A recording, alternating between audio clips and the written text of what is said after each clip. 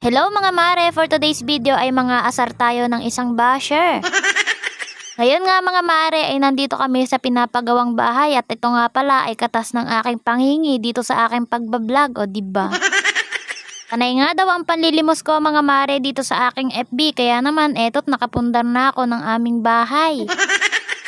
At dahil dakilang basher ka, ipapakita ko sa iyo kung ano yung aking mga nalimos, charis. Alam ko kahit di mo sinasabing hindi mo pinapanood yung aking mga vlog ay nanonood ka pa rin, kaya naman alam na alam mo yung aking buhay. Kaya naman ipapakita ko lahat ng mga kulang pa dito sa bahay para nga may mag-sponsor ulit. Di naman ikaw yung nag-i-sponsor, bakit ang dami mong putak dyan? By the way, thank you sa panibagong content, ay meron na naman akong maiko-content ngayon. So eto na nga ating basher, ang kulang pa nga dyan sa aming bahay ay Renoleum. O baka may mag-sponsor dyan ng Renoleum, bigyan nyo na ako, charis. Sobrang daming kulang na materyales pa nga mga mare ang kailangan, at kailangan ko pa nga din para din sa aming CR. Wala pa rin nga pala kaming kutsyon mga mare na gagamitin sa paglipat, kaya naman baka may mag-sponsor din dyan ulit sa inyo. Wala ding kuryente dito sa amin, baka may magbibigay dyan ng solar, charis. O ayan, literal talaga na limos yan ha. Shoutout nga pala dyan sa basher ko na yan. Di naman sana kita papatulan, kaso lang ay below the belt ka kung magsalita at feeling mo kilalang kilala mo na ako. Sabi nga ay hayaan na nga lang daw yung mga katulad mong basher, ay ako hindi, gagawan talaga kita ng content, sayang ang views, charis. Kung hindi ka masaya sa achievement ko ay wag mo na lang panoorin yung aking mga video or i-block mo na lang ako. Para naman wala kang pinoproblema sa buhay mo at hindi ka naiinggit. Lalo na siguro kung mention pa tong aking pinapatayo.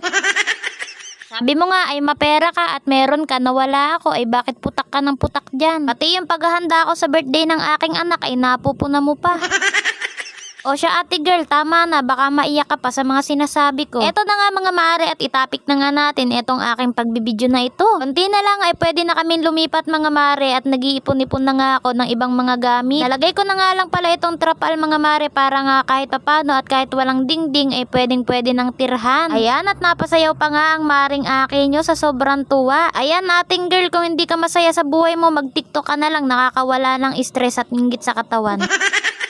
By the way mare, sa nagtatanong kung may kapitbahay daw ba ang maring akin nyo, meron naman mga mare, kaso medyo malayo lang dito sa amin. Fast forward na nga tayo, pagka uwi ko nga mga mare, may nagpadala nga pala kay Bebe Wine ng mga damit. Galing nga ito kay Mami Gladys. Tetong at baka may maghanash na naman dyan at may nagpadala nga na naman sa akin. Kapag nga mabuti kang tao ay may kusang darating na blessing sa'yo. Kailangan naman tanggihan natin yung mga taong nagbibigay sa atin at nag-i-sponsor. Blessing yan mare, kaya i-grab nyo na. Wala namang bayad ang pasalamat. Kaya ikaw na basher ko, alam na alam kung pinapanood mo to, at kapag ikay inggit, ikaw ay pumikit. Sabi nga yun ni Ate Rosmar, wag kang panay tahol dyan ha. So ito lang mga mare for today's vlog. Bye!